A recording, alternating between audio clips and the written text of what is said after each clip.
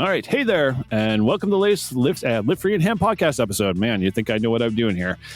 Today, we're wrapping up our series on Got a Technician License? Now what? Well, we've got a fantastic guest who shows us how far you can go with your tech license, although he is a general now, while staying committed to achieving and going beyond his general and even hopefully into his extra in the future. Welcome to Live Free and Ham podcast. It's our bi-weekly show. We delve into everything about ham radio in New Hampshire, New England, and beyond. We're thrilled to have you guys here, whether you're a first-time listener or a returning one. We greatly appreciate your support by leaving a review on iTunes or your preferred podcast platform. If you enjoyed any of this content, your feedback is always valuable and helps us improve the show. And if you'd like to financially support us, we have a Patreon and a Buy Me a Coffee or beer link on our website, which you can find us at always at livefreeandham.com. And as always, everything can be found at our livefreeandham.com website. Previous episodes, check our latest merch, which is coming soon. And follow us on social media, as always, for updates. And again, as always, from all of the hosts here, we thank you for your continued support. And thank you for subscribing. All right, so let's kind of get into this here. I'm the host today, Eric. My call sign's N1JUR, and I'm joined by... Ryan, call sign W1SNH. And Todd, W1STJ. And we've got a special guest tonight. I am Tim, and my call sign is KC1QDK. All right. Well, hey, thank you for coming on the show tonight, Tim. We appreciate you coming on and finding time to chit-chat about, what it means to be a technician. But so before we kind of dive into the meat and potatoes of the episode tonight, what's been going on in your ham lives in general this week? And anything you want to kind of share with us or the general audience? Well, I'm very lucky that a couple of guys in the club who are here, Ryan and Eric, left their rigs at my house to play with, and it was a DX10 and an ICOM 7300, and I've been able to really go through and put them through the paces, both of them, and I'm still working on the DX10, so I'll have a full report for you guys in the future, but so far, everything is going well, and that's been a lot of fun. And I've been making some 6-meter contacts, and that's kind of fun too. I made some digital ones and some voice contacts. This weekend was the VHF contest, so I was able to participate and help a bunch of people get all three things that I have here. I don't have 1.25 centimeters here yet, but eventually I will. Very cool. But that's what's been going on with me.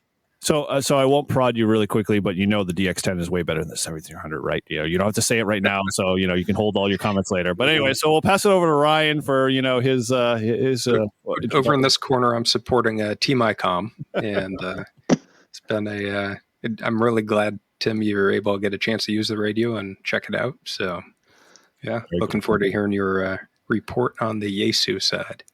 Been having a lot of fun this past week hunting POTA.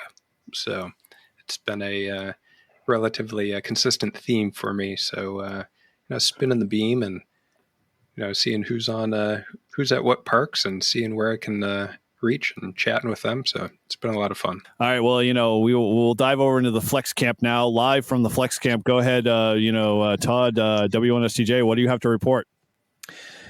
Flex Radio is going quite well, but I am my backup team is Team Yaesu. So DX10 is radio I own, and I do love it. So hope you're going to go that way, Tim. Me, I've been really busy at work, so my ham radio stuff's really just been on the repeater while in the car, just driving back and forth, talking to you guys, and I haven't had much time to get anything else pretty much done. So hoping things will calm down a little bit, and I'll get back to playing some more radio. Awesome. All right, cool. Well, hey, we all four of us here participated kind of in our POTA meetup. That was a blast, and we'll definitely have more details on that going forward. So, definitely check out my website. I've got some video on that eventually forthcoming. But that was an always great turnout. Even, we ended up landing. I think that the big highlight is that we almost converted the bride and groom to ham radio operators. But I'll leave that kind of out there to decide whether or not that actually happened. But overall, it was a fun event, and we beat the rain and enjoyed making some contacts, even though the bands were kind of which is not surprising for this time frame. But all in all, it was good to play radio and hang out with a bunch of great guys. So good on that one. All right. Well, hey, so let's dive into this, great episode here. We've got Tim on, and I appreciate you coming on and finding time to come and talk to us. A lot of us have had very much, interaction with you on many levels. Obviously, more recent, we were talking about radios. But Tim, we've all kind of come to the ingredients that, you are the ultimate epitome of what it means to follow through with your technician license from beginning to end, from A to Z, from soup to nuts, to whatever be the plan. That you've tried every aspect that's availed to you as a technician in the both in your license but in the hobby as well. And you didn't do a lot of the jumps that a lot of us guys do, and in general. A lot of people communicate to folks is just, hey, you got your technician, you really can't do a whole lot, go get your general.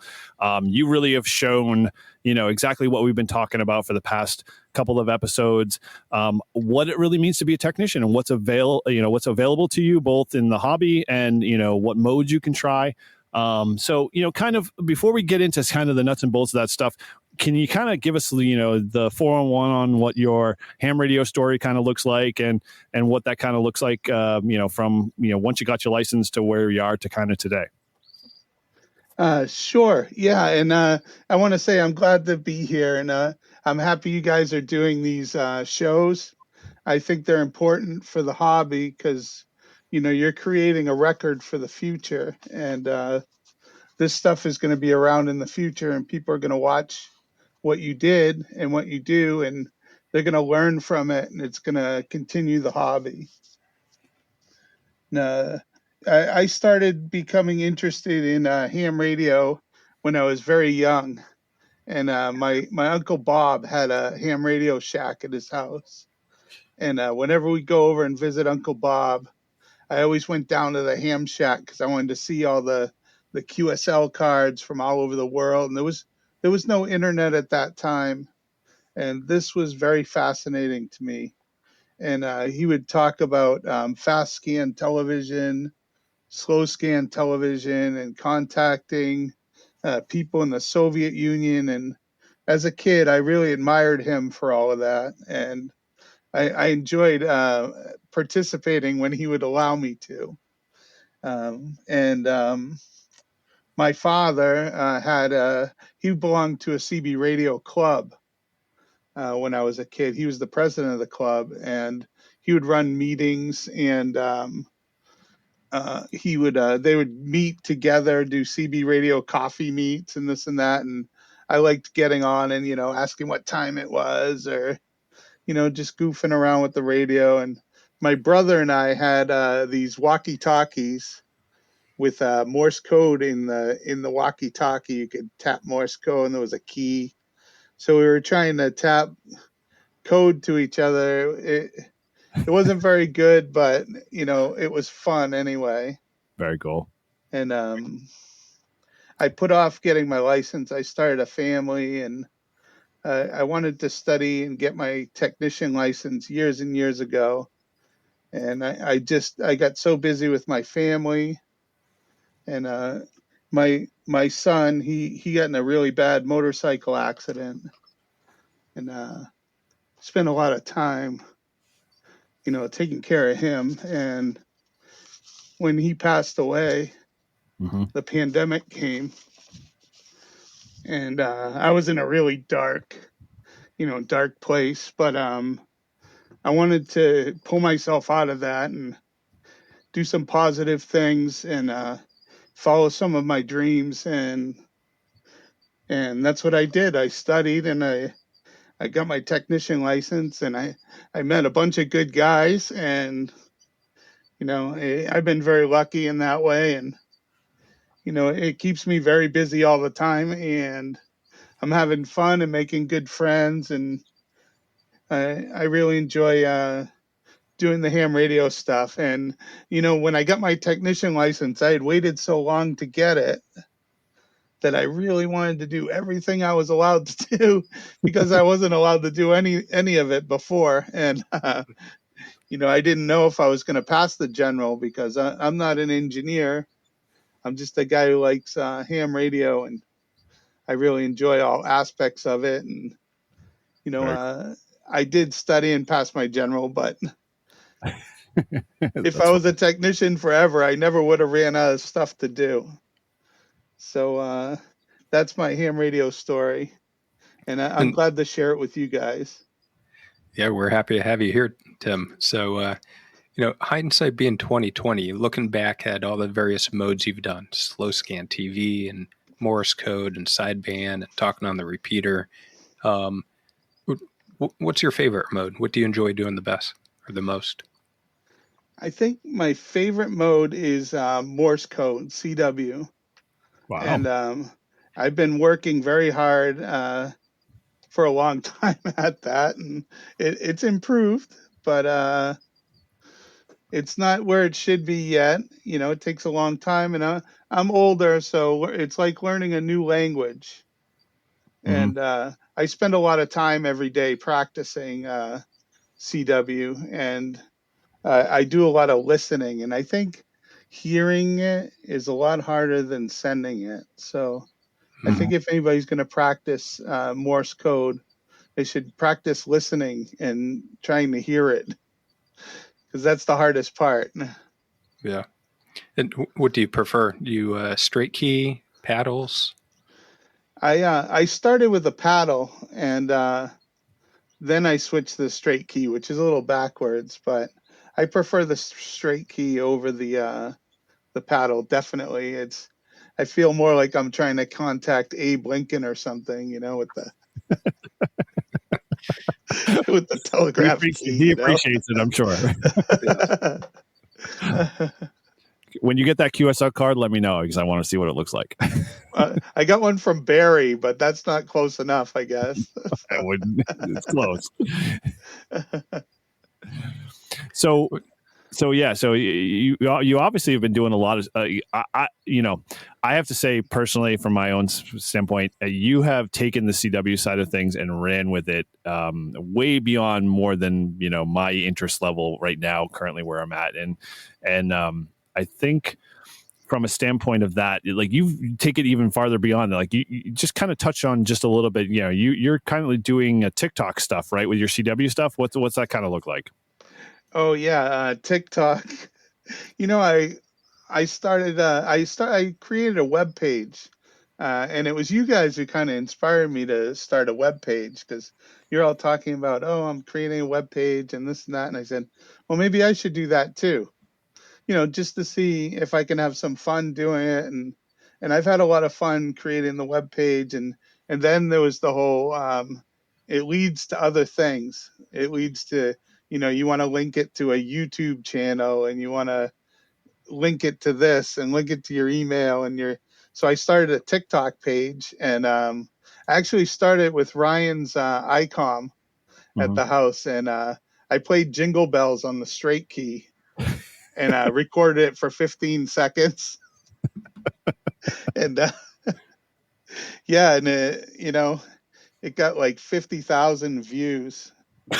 And so I was just looking at it like, well, all I was doing was goofing around, which I like to do. And, and we got 50,000 views. So what can I do with this? So I started doing the alphabet, and I started with letter A, and I did iambic A, and then straight key A, and then B, same thing.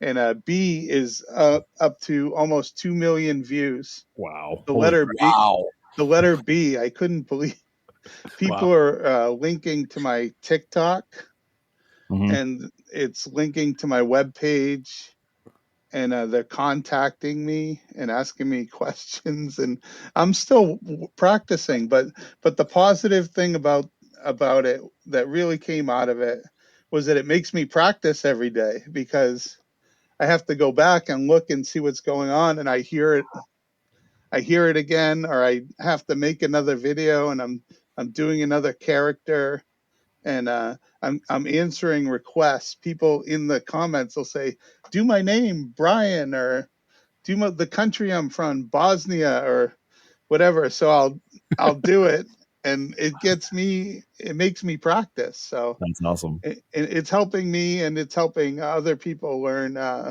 Morse code. And TikTok is a lot of young people, and I think if we can get young people involved with CW, maybe we'll have someone to talk to in the future. Yeah. Mm-hmm. And Tim, I'll say you're a man of many skills. So I know one of your other famous skills is cooking, and Oh yeah. you've had a great influence on Field Day, supplying the meal truck and the menu and everything else that goes along with feeding 50 plus people within the club on that Saturday, Sunday. Mm-hmm. Oh yeah, and I'm really happy to do that. And it's cooking is one of my passions, and my wife and I love to cook together.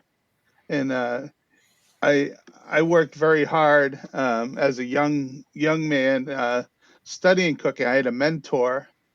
His name was Jack Kelly, and he was the executive chef at Sanders in Nashua at BAE, where some of the guys in the clubs worked. So they knew me when I was working in the kitchen at Sanders for Jack. I'd go in early in the morning, I'd cut up all his veggies, and he'd show me how to put things together. And I had quite a career of that for a long time. And like, as you know, I was the executive chef at Daniel Webster College That's for right. about 10 years. And that was quite an experience. And I got to go up in the airplanes with the students, and I made a lot of friends, including you, Ryan. I made a lot of lifelong friends. People I see years and years later still say, "Hey, Tim, I remember you. Yep. You made Absolutely. pizza with me," or whatever it was. I used to do a class at the college for the seniors. I would teach the kids how to make a food shopping list and how to prepare food and use your leftovers, and Yeah. make a food budget. And it was a lot of fun for me. One of the things I really get a kick out of is seeing your images that you're sending over a slow scan TV, and so that's actually one mode I've not done at all. So one of these days I'll have you over and you show me how slow scan TV works. Oh So yeah, I'll if you can definitely come expand upon over that. and do that with you, Ryan. That'll be fun. Yeah, I Yeah, send a lot of Alfred E. Newman. yeah. I want to join in on that because I've Yeah. seen some of yours. It's pretty funny. Yeah, I figured out how to use paint and do some images with paint.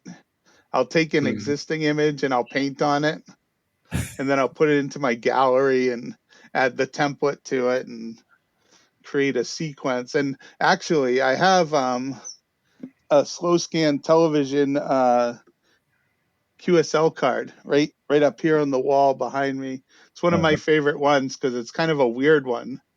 That you get it's like getting a CW one or not even. I mean, it's a slow scan television contact QSL card. Yeah, so just for some of the listeners who might not be ham radio centric or whatever, slow scan TV is sort of like texting images in SMS texting for the modern era. It's very slow, but at the same time, it's very cool to see this stuff kind of stream across radio frequencies over not millions, but hundreds of thousands of miles or thousands of miles from another contact halfway around the world. And you never know what you're going to get. And there's as Tim can contest, there's a whole slew of images that could not be qualified as real human images, but they're they're still interesting to receive on the other side. Yeah, that's true. And the space station, they transmit slow scan television images of the astronauts and various space related things.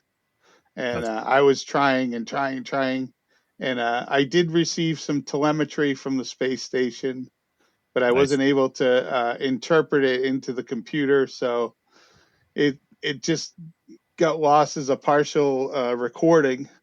But one of my first slow scan television contacts was on 2 meters, and I did it with my mobile 2-meter radio. I figured out how to hook the signal link to it, Wow. and I hooked the decoder up, and I was just scanning through the on a Sunday. I was scanning through the repeaters, and there was someone sending slow scan television images over the repeater in Pembroke.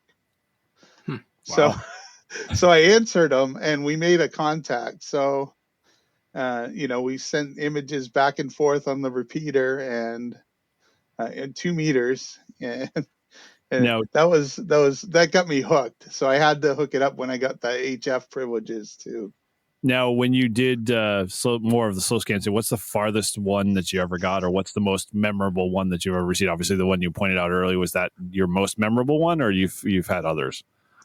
I've had several others, and all of them have been pretty close by. But I did get one from a lighthouse on the air station. Wow. I don't know if you've ever heard about that, but it's a thing where, you know how some people are really into lighthouses and going around and visiting all the lighthouses. Well, there's a ham radio. There's a ham radio thing that's called Lighthouses on the Air, and people go to the various lighthouses and make contacts. And I was able to get an image from one of the lighthouses, and I believe it was in the Dominican Republic. Wow. So it was pretty far away, and it was kind of neat. It was a picture of the lighthouse, and I got a couple of other ones, but they were kind of blurry, so I couldn't work them out. But I remember the lighthouse from the Dominican Republic. That was a good one. And Tim, did you Edmund Fitzgerald station? I made an FT8 contact with the Edmund Fitzgerald station. If you know what that was, it was a ship that sank, and I believe it was in Lake Erie. And a lot of the crew members died, and back in the 70s, and they do a memorial for them. And I was able to contact them, and I got the QSL card for the Edmund Fitzgerald. That's kind of that's cool. Gordon Lightfoot sings a good song on Oh that. yeah, Gordon Lightfoot. the wreck of the Edmund Fitzgerald? Yeah, That's right. It's a classic. I get the QSL card for the Edmund Fitzgerald. I should put a Gordon Lightfoot on it. Hey Tim, have you did you ever try to get any of the slow scan images from the International Space Station? Yes, I did, and I was able to get telemetry from them, but I wasn't able to decode what I got. So I haven't been successful with it. But after looking at Eric's satellite setup, I think sometime we might be able to get a SSTV image if we can get him out there in the field one day with it. I'm hoping, we'll definitely have to do, aim for field day for that one and eventually in the future. So yeah, I'm all for it, and love to partner up with you to do that. So Tim, as a when you were a technician, kind of talk to us a little bit about how the interaction with the club played into your ham radio experience. Oh, definitely. And I'd say if you get your technician license, definitely join a club with active people, and you'll learn so much from making friends with everybody in the club. And I started going to the club meetings while I was studying for my technician license. Oh, wow. So I didn't know that. Yeah, so I didn't have my ham radio license when I went to the first club meeting, and I sat next to Bill and KE1G. I was gonna say, which Bill? We have like 5 Bills in our club. Everybody who has a ham license is either named Bill or Steve. Or Steve, yeah. So, but yeah, I sat next to one of the Bills, and he's had his license for a long time, and he had some catalogs of old radios that he had brought with him, and there was Oreos there at the meeting, and there was there's a pandemic going on, so there wasn't a real lot of people there, but we had Zoom so everybody could Zoom in. And, I really enjoyed listening to everybody talk about the hobby. And, every single person in the club was encouraging about getting my license and going for the test. And none of them said don't do it or whatever, or discouraged me from trying. They were all very encouraging and supportive of that. So, if you can find a good group of guys to join a club, we can push each other along. Mm-hmm. Yeah, Todd's a perfect example of that one. Sorry, Todd. Yeah. Yeah, I agree with you, Tim. I'm right there with you. I'm not an engineer, or I knew when I studied for my technician that the green wire was ground, and that was basically it. So even studying for the technician test for me was like, I didn't know at the beginning, like, what am I trying to learn here? But yeah, the club has been great. The members of the club have been great. So much support, and I agree with you 100%. If you're interested in ham radio, find yourself a club, go to a meeting, meet the guys. And if you feel like you can connect with them, join up, and it'll be well worth it. I mean, I feel like I've been with this club forever, and it hasn't really been that long. Our club, I mean, I think I've only been a ham for a couple of years, but it seems like I've been doing this a lot longer than I have. So it's pretty good. So I agree with you 100%. Get your technician license even before. Go to the club meetings, get to meet the guys, and you'll be surprised what you'll learn. Very cool. So, you've obviously touched on like just two areas right now with Slow Scan TV and CW. But so when you finally got your ticket, that day had come, what was your first kind of foray into, ham radio? Did you start doing repeaters? Did you start kind of just getting on the air? What was kind of your thought process around that? Maybe you can kind of share that with a new technician to, kind of encourage them to, decide, hey, that's not so scary to, to deal with mic fright or whatever, kind of explain that a little bit, and maybe that can, spark something. Sure. Yeah, that's a good question. And when I first got my technician license, I was very happy. I got my license, and I wanted to do as much as I possibly could with it, and see what I could. I wanted to push myself as far as I could, and see what I could do. And my uncle used to say the great thing about being a ham radio operator is everything you need to be a ham radio operator, you can build yourself. So you don't need thousands of dollars worth of equipment to be a ham radio operator. If you can use your ingenuity and what you have, then you can do a lot with very little. Mm-hmm. And that's how I started out, with very little. I had my little Baofeng HT, and I learned how to program it. And I had a pie pan with a magnetic mount on it, and I was trying to put it in the right window in the house so I could talk to repeaters. And I was able to hook up with the club repeater finally.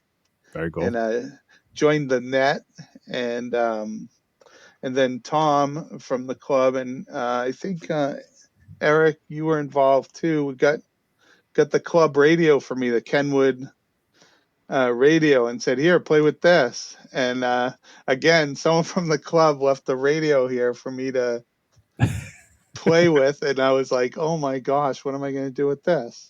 Well, I had an Antron antenna already on the roof of the house that I built a pretty good ground system for years ago, 25 years ago.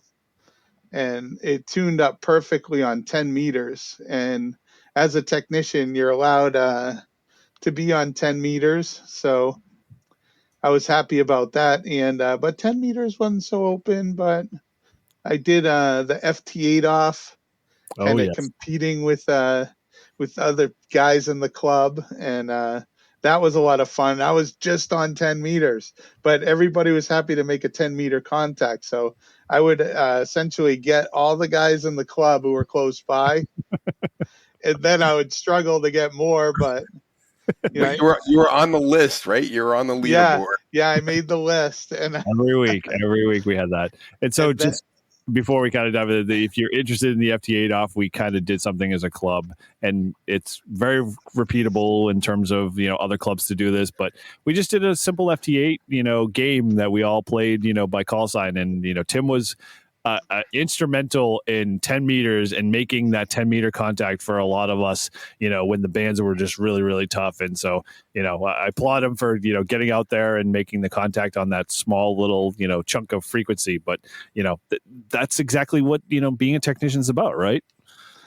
yeah, I was excited that I was able to actually participate with all the, people who had higher licenses, and also the Kenwood also got me inspired to do CW, because as a technician, you have CW privileges all over the bands, all over. You can do 40 meters, 15 meters, 10 meters, 20 meters.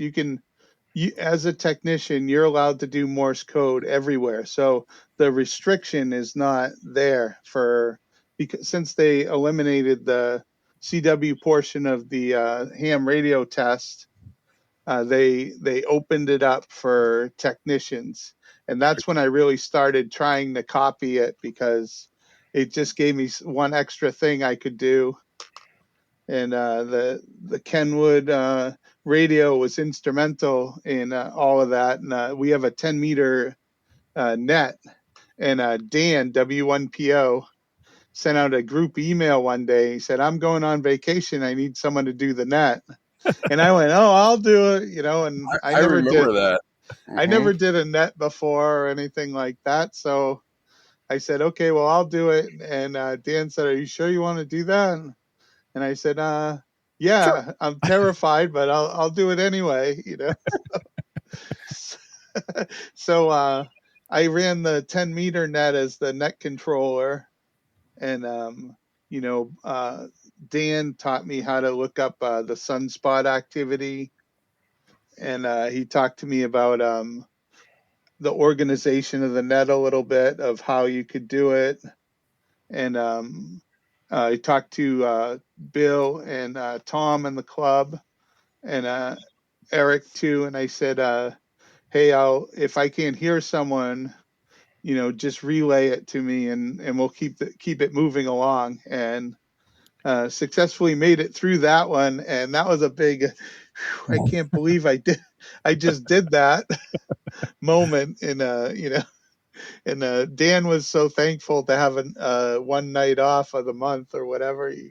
He said, Sure. "Tim, I'm so happy you did it." And he asked me to do it again right after I got my general license. Mm-hmm. And I learned an important lesson when I got my general license about antennas. If one is working well, don't tear it down. Put up a new one somewhere else. So I wasn't able to do it, but I eventually got back onto 10. But when I replaced the Antron, I wiped out my 10-meter fun for a little bit. Well, Tim, you talk about, as a technician, one of the things you can do is run nets, and you started running our nightly net when you do it on Fridays, right? But I'll have to say that Tim is I run the net for most of the time. Sunday's my assigned day, and there's a lot of Sundays I'm unable to do it, and Tim's my go-to guy. And I don't know how many times you've probably covered it for me. Like, I must owe you at least 20 nets. But I do it for free, Todd. Yeah, but you don't owe me anything, buddy. Yeah. But I found that running nets, that was one of the things I did in the beginning as a technician too, and I found that's a really great thing technicians can do, because running a net is, once you start doing it, it's not so tough. It's like you can get into the routine, get your own rhythm going. But it's also good practice to get on the radio, and it gets you to be more comfortable. And I know John, who was running our net. What was he doing it like 7 days a week? Yeah. But pretty much, and he just needed a break. And he had asked me I had asked him, I said, hey, if you ever need a break, he goes, oh, anytime you want to do it. So I picked up Sundays, and then I think, Tim, you picked up Fridays, and I think Bill or Tom pick up Saturdays. And I know that it's worked out. And I mean, for years now, I mean, how many years has it been? We've had net every day. 2 years, 3 years now, almost, I think. Except during club meetings, which is on one Friday a month, pretty much for a couple of years. So it's pretty good.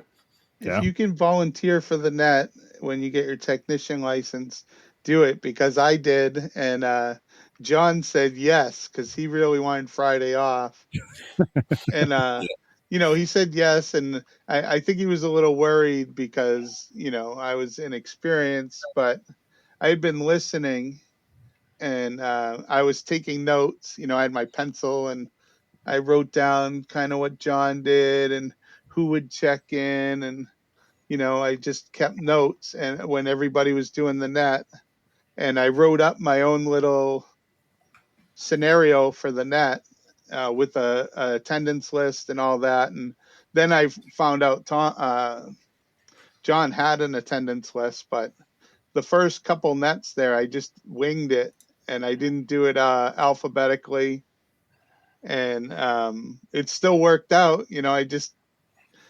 I remembered everybody who checked in because I wrote their name down, and I made my own list and did a little introduction and all that. And, I look forward to the net on Friday night, and it's kind of fun. And I feel like it's a kind of a privilege to be a part of it, because you get to do it, and all the guys in the club get to talk with you. And I can say, from being on the visitor side or the check-in side, you run a phenomenal net. Both you and Todd are phenomenal in just terms of just, making it, welcoming, but, your voice and just your script and your format, just make, the process just so easy for someone who's just new to be able to just come be part of it, and you welcome them in. So I applaud you on taking the reins on that, and, trying to learn. And, I mean, you're a testament to a lot of, like, just in general, hams that may not feel like they can, participate in those things because they just don't have all of the, nuts and bolts or whatever. But, I think you're kind of, speaking the message that, just dive in, try it, don't give up, and, you will fumble and you're going to make mistakes. But, over a period of time, I think you'll be, that much more comfortable with the process and enjoy it. Yeah, I can't agree more with that. And, you never know unless you try it. And, even if you fail, failure is part of success. Right. And, you make mistakes, you learn from them, and you keep moving on. But, Tim, one of the other things, too, that I've always been fascinated by you is just you're willing to just go and try something. Like when I was up on Pac-Monadnock activating a park, and you brought your friend Ryan and your wife, and we all go up, you're up there, and you met me up there, and you hung out. And, it was just, I mean, that was like, I think that was one of your first times kind of being out in the field, seeing the thing. And it was a little cold. But we had a good time up there, and I think that you're someone that jump in on anything. Like if someone's doing something and you've got the time, Tim will probably be there.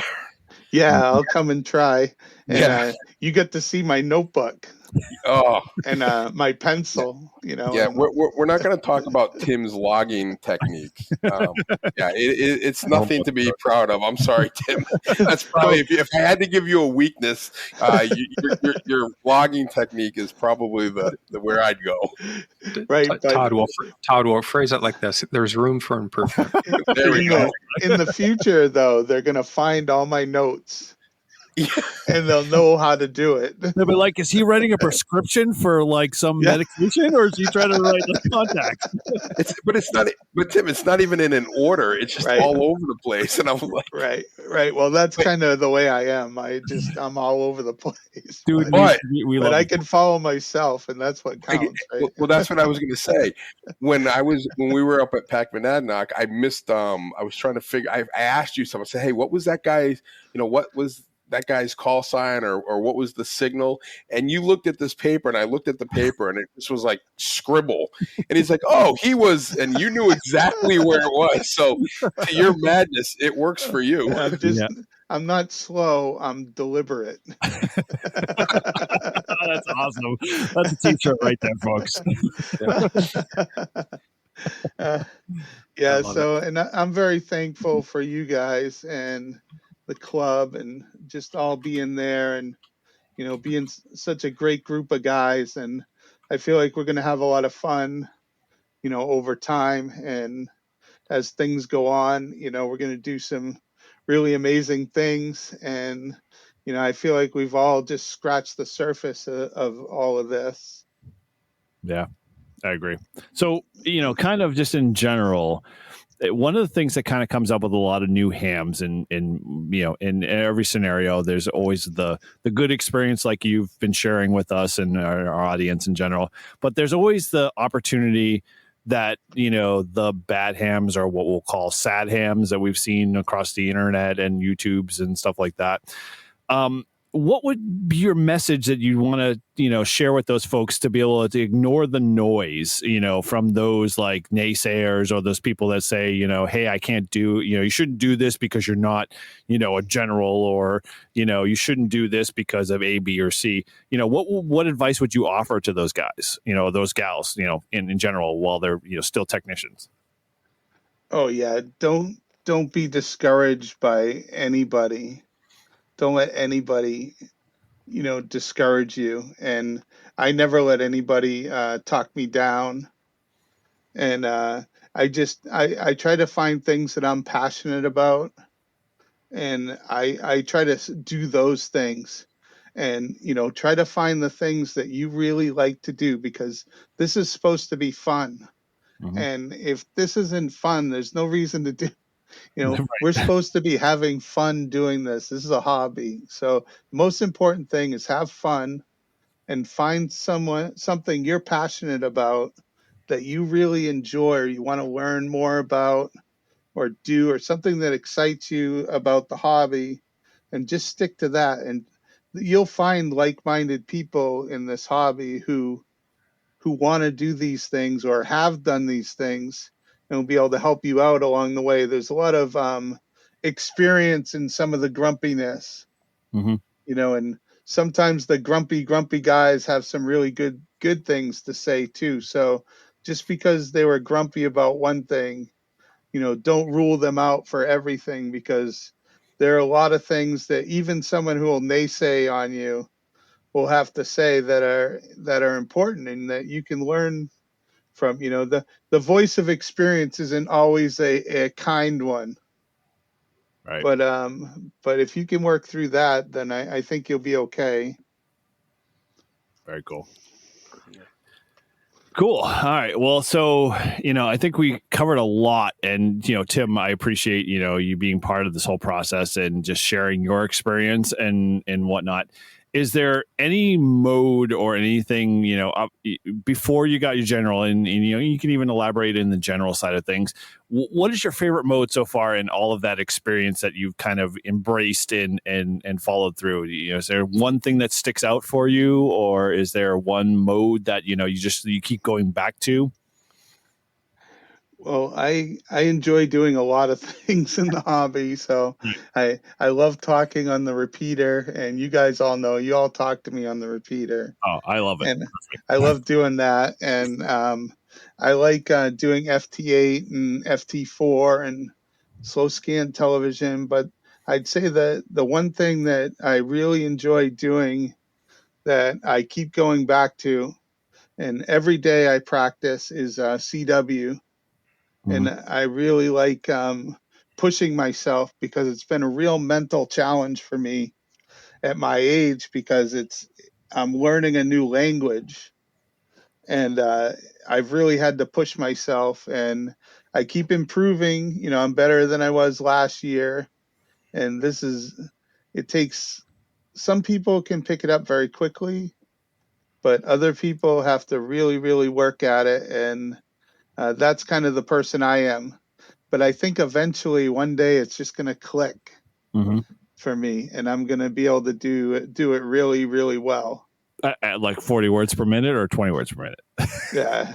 For me, really well would be if I could do 15 words a minute, send and receive. And I don't think you need to go higher than, I mean, you can. There are people out there who are superhuman with it, and they can, just like they're talking to you or whatever. But, if you can find a buddy who's about at the same level or above, a little bit above you, or is willing to dumb their CW down a little bit to practice with you, then that's a good way to do it.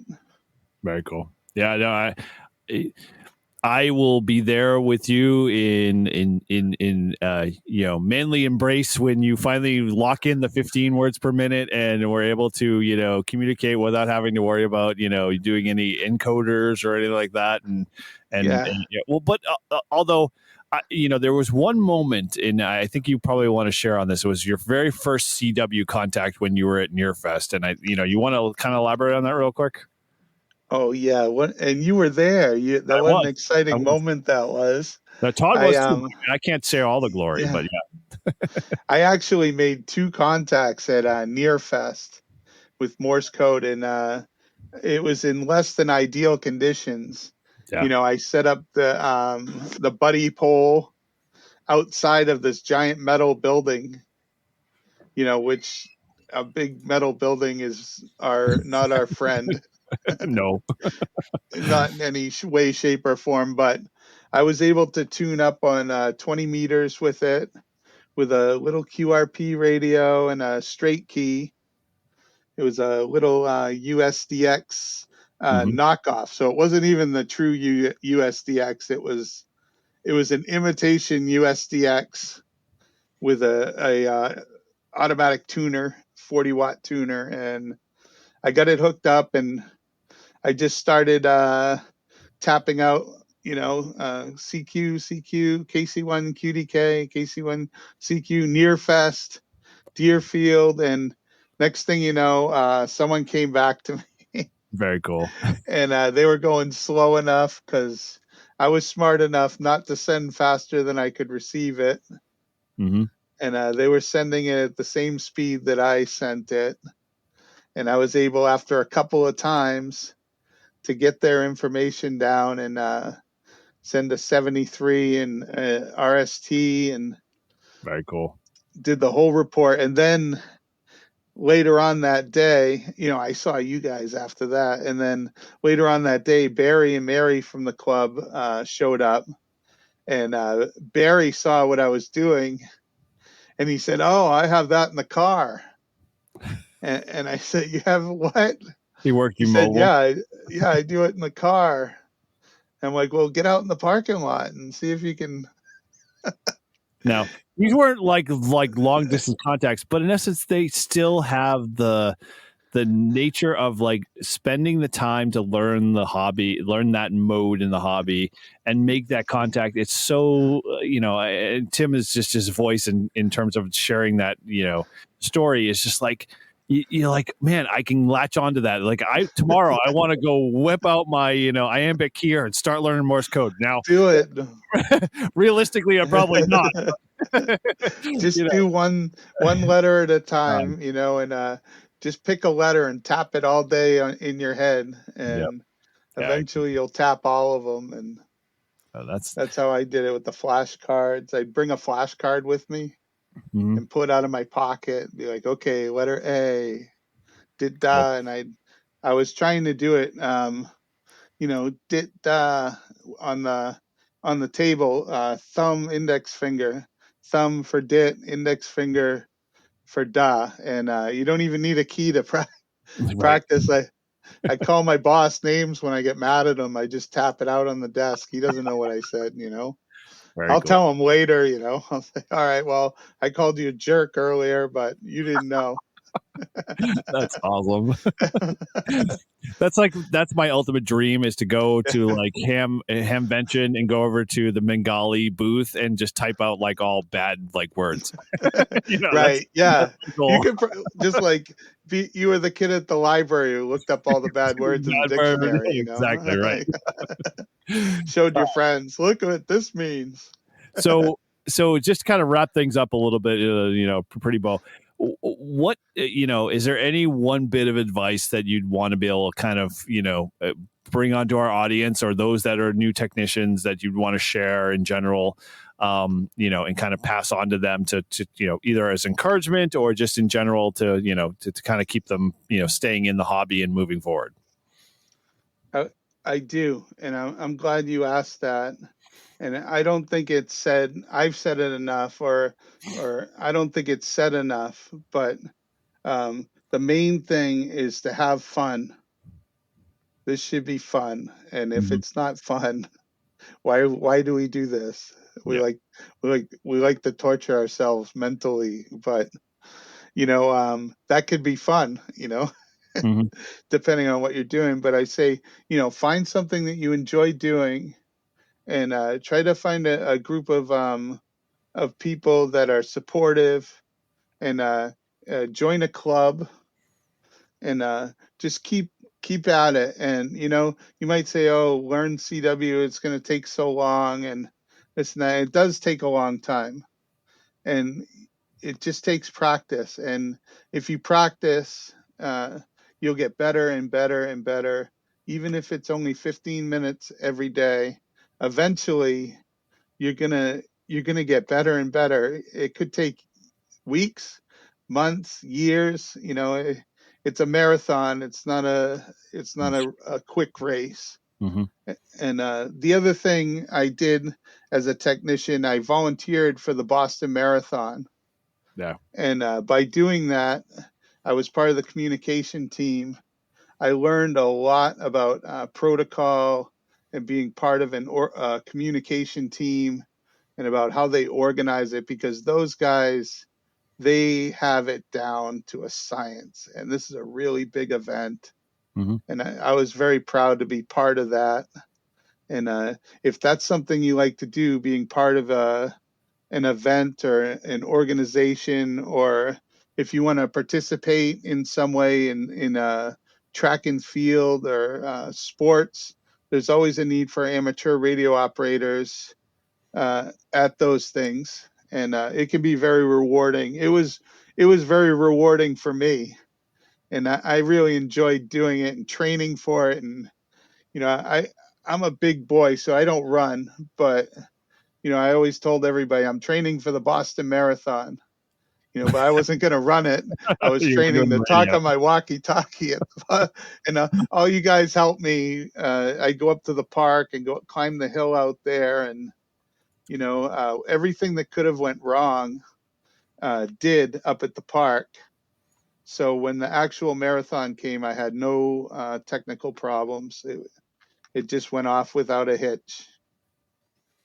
Awesome.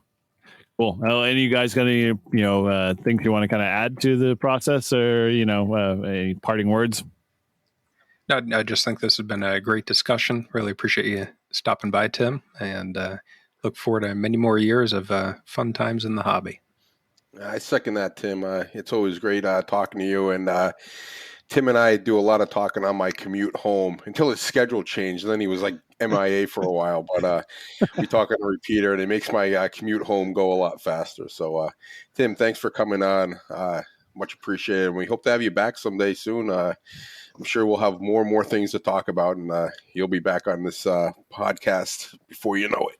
Very sure. Yeah, I think if your CW process on TikTok keeps increasing in terms of the total hits, we'll definitely have to have you come back on and figure out what the latest letter is in terms of most hits. So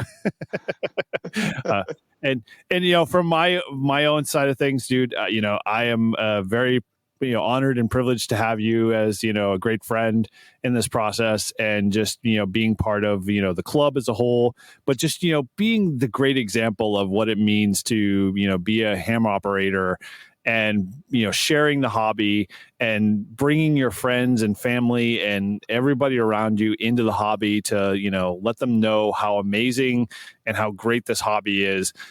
You've been a perfect example of that, and I can't say more positive things about the fact that every time I'm around you, you exude some like awesome, awesome presence both in the ham radio world, but just as a great friend. So, I thank you for that. And, I thank you for coming on, as all the other guys have said in terms of this podcast. So, with that, keep on trucking and keep on doing that CW stuff, because in essence, you are making an impact, in the world with, Morse code and just the ham radio hobby as a whole.